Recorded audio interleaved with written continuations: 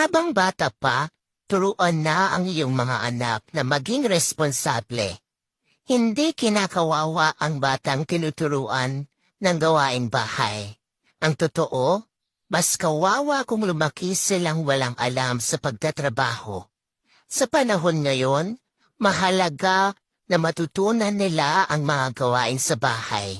Palagi nating palatatandaan na kasama sa realidad ng buhay ang dapat na pagkakaroon ng kaalaman at kakayahan sa mga simpleng gawain bahay.